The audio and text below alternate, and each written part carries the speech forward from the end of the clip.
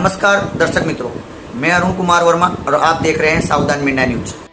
देखिए हमारी ये खास रिपोर्ट के लिए जुड़े रहे हमारे साथ। और देश भर में कोरोना के केसेस अब कम हो रहे हैं और हम सब देख रहे हैं कि किस तरह से रोज़ाना का जो पॉजिटिविटी रेट है वो भी अब 0.1% से लगातार नीचे चल रहा है पिछले कई हफ्ते से।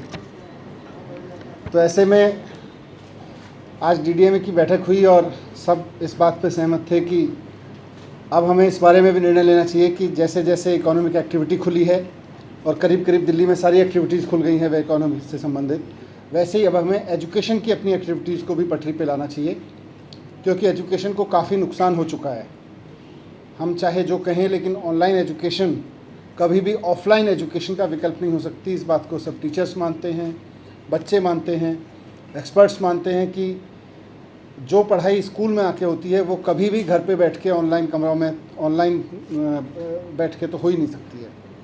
और सब मानते हैं कि एजुकेशन का काफ़ी नुकसान हुआ है। इसलिए आज इस बारे में निर्णय लिया गया कि दिल्ली में स्कूल, कॉलेज, कोचिंग एक्टिविटीज़ शुरू की जाएं, पूरी सावधानी के साथ शुरू की जाएं और ख़ास तौर से जब स्कूल की बात आए तो धीरे धीरे शुरू की जाएं। जैसे इकोनॉमिक एक्टिविटीज़ धीरे धीरे शुरू की थी, वैसे ही स्कूल खोलने की एक्टिविटी भी धीरे धीरे शुरू हो।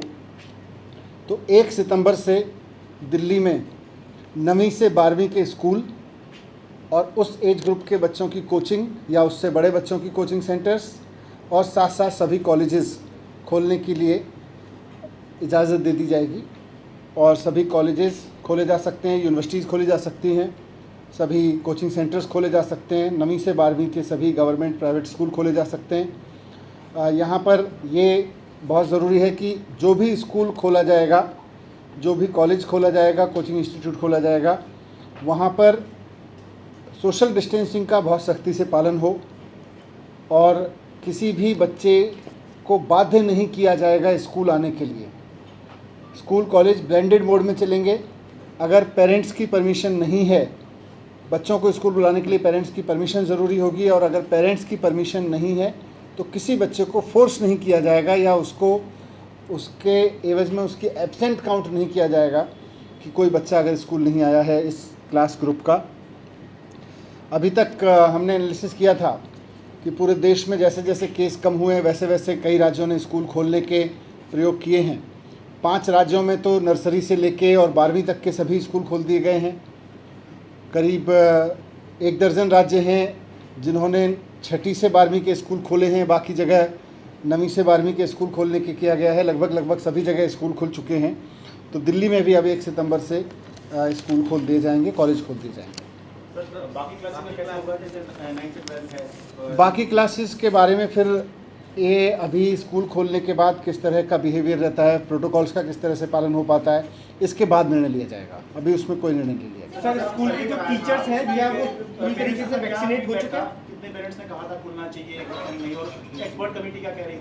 जब हमने कॉल आई थी तो हज़ारों लोगों ने अपने कमेंट्स भेजे थे और लगभग 70% लोग कह रहे थे कि स्कूल कॉलेज खोल देने चाहिए, और बाकी सब भी कह रहे थे कि मतलब जिन्होंने कहा था कि अभी रुकें, उनका भी मानना था कि स्टैगर्ड तरीके से खोलें, कुछ डिवाइड करके खोलें।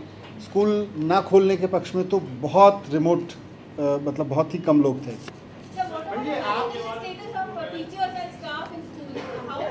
हमने पिछले 1 महीने में दिल्ली के टीचर्स को वैक्सीनेट कराने के लिए स्पेशल ड्राइव्स चलाए हैं और सरकारी स्कूलों का करीब 98%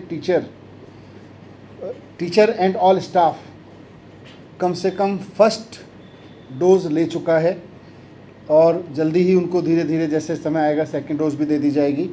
प्राइवेट स्कूलों में भी मैक्सिमम ने रिपोर्ट दी है कि उनके स्टाफ की संख्या बहुत हाई है जिन्होंने ले ली है। हमने सबको एडवाइस भी किया है और सबको ऑर्डर भी करेंगे कि कोई भी व्यक्ति ऐसा ना बचे जिसको वैक्सीनेशन नहीं हुआ है। अगर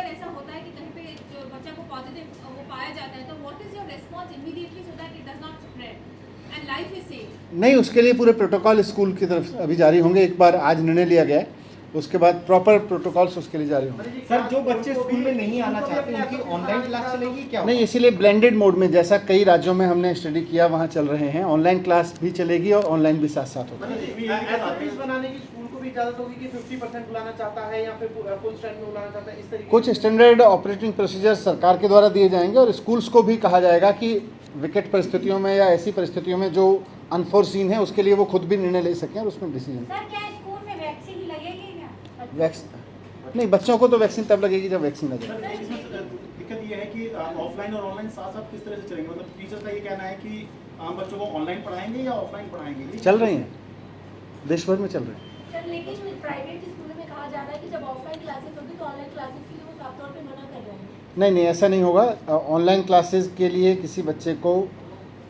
मना नहीं किया जाएगा। बिना पेरेंट की परमिशन के किसी भी बच्चे को फोर्स नहीं किया जाएगा बुलाने के लिए।